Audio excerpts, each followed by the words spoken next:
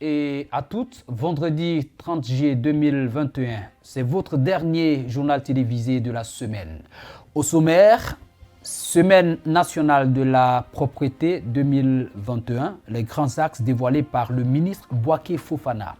L'École nationale supérieure des statistiques et d'économie appliquée, ENCA, célèbre cette année ses 60 ans. Fadiadougou, Morondo, Dibrosso, le député Koné Aboubakar en tournée de remerciements. Quels actes concrets les populations doivent-elles attendre des hommes politiques? Ce sera notre micro-trottoir de ce vendredi. Tokyo 2020, vous aurez votre instant JO. Bienvenue à tous et à toutes. Le ministre de l'Assainissement et de la Salubrité, Bouaké Fofana, était face à la presse le jeudi 29 juillet 2021. Il est revenu sur les grands axes de l'édition 2021 de la Semaine nationale de la propreté. Du dimanche 1er au vendredi 6 août 2021 se tiendra en Côte d'Ivoire la 6e édition de la Semaine nationale de la propreté. Face à la presse, le jeudi 29 juillet 2021, Bouaké Fofana, ministre de l'Assainissement et de la Salubrité, est revenu sur les grands axes de cette édition 2021. Selon le ministre, la cérémonie de lancement officiel se tiendra le jeudi 5 août 2021 à Agbon Village sous le patronage du Premier ministre Patrick Hachi. Mais avant, les actions de sensibilisation et opérations de propreté auront lieu du lundi 2 au vendredi 6 août 2021 à travers le pays. Pour le district d'Abidjan, le ministre Bouaké Fofana a indiqué qu'une caravane de sensibilisation sillonnera les communes d'Atékoubé, de Koumassi et de Port-Boué et marquera des arrêts par endroits. Ceci pour initier des jeux interactifs sur la salubrité. Pour le reste du pays, il a annoncé des actions citoyennes de propreté dans les marchés, gares routières et espaces publics. Ces actions visent à offrir aux populations un cadre de vie et de travail propre et sain pour leur participation plus accrue à la production et au développement du pays. Les 5 premières éditions de la SNP, d'une part, ont permis de révéler les bonnes dispositions du corps social à participer activement à l'amélioration de la salubrité du cadre de vie. D'autre part, elles ont contribué au toilettage de nos cités et permis ainsi de leur redonner l'esthétique nécessaire pour une célébration de la fête nationale, a fait savoir le ministre. Fin de citation. D'ailleurs, son prédécesseur à ce département ministériel, l'actuel ministre de la fonction publique et de la modernisation de l'administration, Anne-Désirée Ouloto, est annoncé à la cérémonie de lancement en qualité de ministre honoraire de l'environnement, de la salubrité et d'invité spécial pour cette 6e édition de la SNP dont le thème est « Pour la propreté de mon cadre de vie, je m'engage ». L'objectif général du ministère est de contribuer à l'amélioration de la propreté et de l'esthétique dans les villes et communes de Côte d'Ivoire. Mais, de façon spécifique, il s'agira de mobiliser tout le corps social autour de l'amélioration de la salubrité et de l'esthétique du cadre de vie, sensibiliser la population sur l'importance de l'amélioration de la qualité du cadre de vie et sur le rôle qu'elle doit y jouer, communiquer sur les éco-gestes ainsi que sur les sanctions encourues par les contrevenants et susciter l'organisation par les populations dans toutes les localités du pays d'activités de propreté. Le ministère envisage également d'associer les ONG et les comités locaux d'assainissement et de salubrité pour une implication plus active dans les activités de salubrité. En prélude aux festivités du 60e de l'ENCA, l'École nationale supérieure des statistiques et d'économie appliquée, prévue en août 2021, la ministre du Plan et du Développement, Kaba Nialé, a animé une conférence de presse le jeudi 22 juillet 2021 dans cette prestigieuse école à Abidjan-Cocody. Reportage. L'École nationale supérieure de statistiques et d'économie appliquée NCA célèbre cette année ses 60 ans. En prélude à ses festivités prévues en août, la ministre du Plan et de Développement Kaba Nialé a animé une conférence de presse le jeudi 22 juillet 2021 dans un amphithéâtre de cette école à Abidjan-Cocody, au cours de laquelle elle a donné de plus amples détails sur l'événement. On ne peut pas célébrer des journées aussi importantes sans avoir un repère. Et le thème qui a été retenu, c'est perpétuer l'excellence. Les 60 ans de l'NCA, perpétuer l'excellence. Donc c'est le thème autour duquel s'organisent ces journées commémoratives de célébration des 60 ans de l'excellence, autour duquel nous allons déployer les différentes activités jusqu'à la fin de l'année 2021.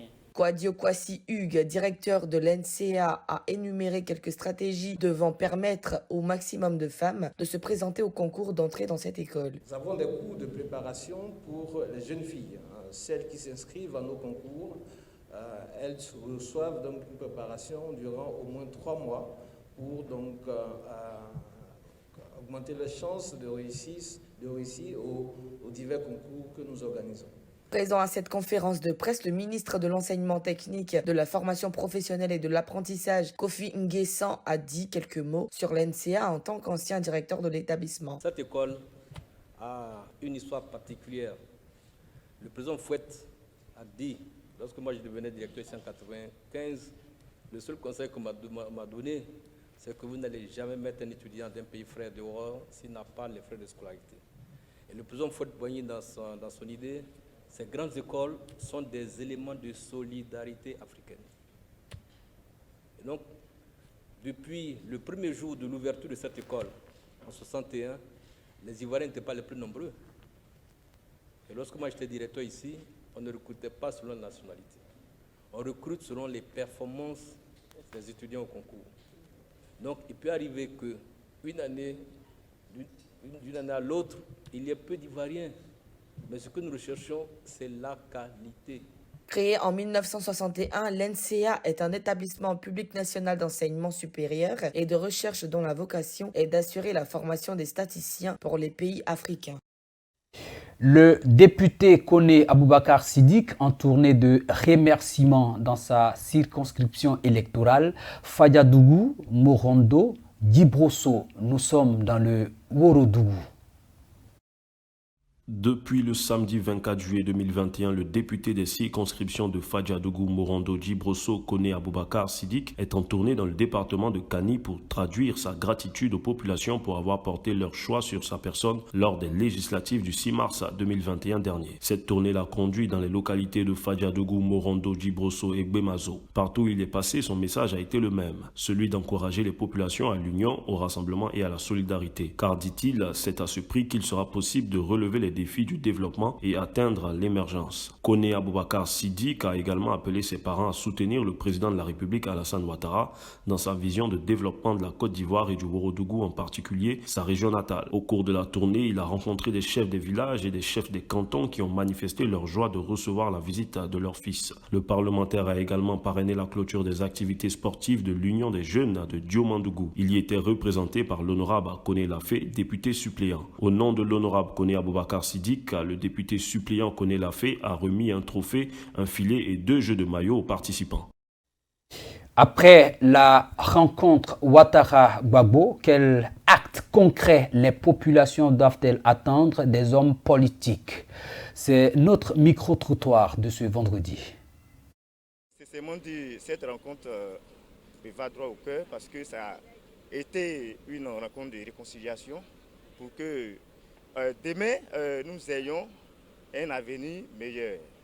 Donc vraiment, je félicite cette rencontre pour que au moins les Ivoiriens puissent prendre conscience plus jamais qu'un Ivoirien verse le sang sur la terre ivoirienne.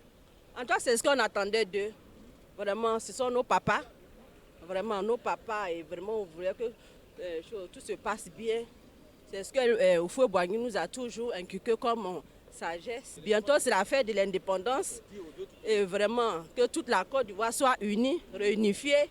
Que la Côte d'Ivoire d'Houphouët-Boigny soit présente. On veut vivre dans la paix, dans la joie. L'Ivoirien, c'est ça. C'est très dommage que les Ivoiriens s'entretuent. C'est très dommage.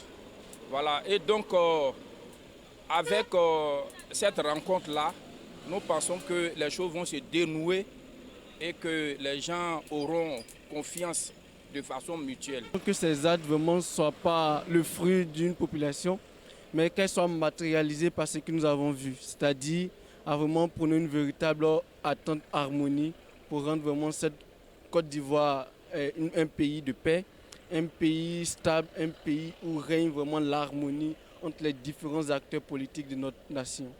Ces actes-là vraiment nous vont droit au cœur. Et nous attendons cela depuis fort longtemps. Et je pense que Monsieur le Président Alassane Ouattara, comme aussi Monsieur le Président Laurent Gbagbo, sont des gens qui regorgent plein de personnes derrière eux. Et de par les actes, je pense que les autres vont suivre.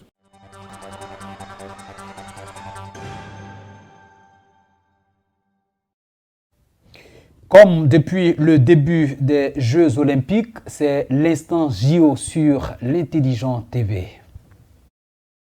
Tokyo 2020, l'instant JO sur l'Intelligent TV. Marie-Josée Talou a réalisé le meilleur temps des séries du 100 mètres à 10,78 le vendredi 30 juillet 2021. Elle égale le record d'Afrique détenu par Muriel Aouré depuis 2016. Les deux sprinteuses ivoiriennes sont qualifiées pour les demi-finales, prévues le samedi 31 juillet 2021. Le directeur technique national de la Fédération ivoirienne d'athlétisme, Assié Poda, analyse la course des deux sprinteuses et évoque les chances de médaille. À l'analyse des performances, Talou est bien parti. Et puis bon, avec les séries, vous voyez déjà, elles sont passées en demi-finale, mais dans les séries, il y a 3 séries. On a besoin des 2 premiers de chaque série, plus les 2 meilleurs temps pour faire les choses, pour faire la finale. Alors que quand on prend Talou dans sa série, elle est bien partie pour être parmi les 2 premiers de cette série-là pour passer en finale.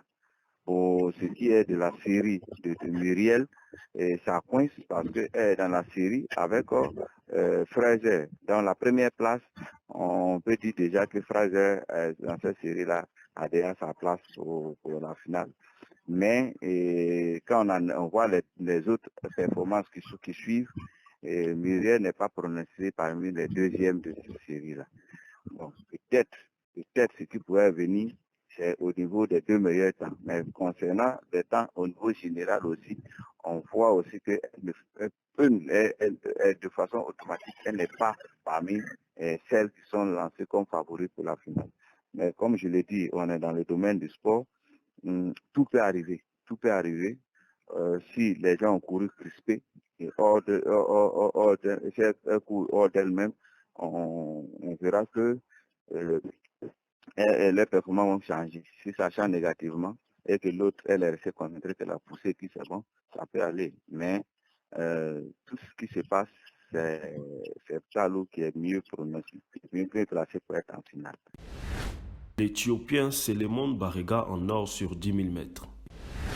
L'Éthiopien Selemon Barega a été sacré champion olympique du 10 000 mètres devant le grand favori l'Ougandais Joshua Cheptegei, recordman du monde. Il remporte la toute première médaille d'or olympique en athlétisme de ces Jeux olympiques de Tokyo 2020. Une course qui s'est déroulée sans le champion olympique de 2016, Mo Farah, qui n'a pas réussi à valider les minima olympiques pour ces Jeux. Selemon Barega l'a remporté en 27 minutes 43 secondes 22 devant les Ougandais Joshua Cheptegei 27 minutes 43 secondes 63 et Jacob Kiplimo 27 minutes 43 secondes 88. Il s'agit du premier grand titre de la carrière de Selemon Barega, deuxième des mondiaux de 2019 sur 5000 mètres.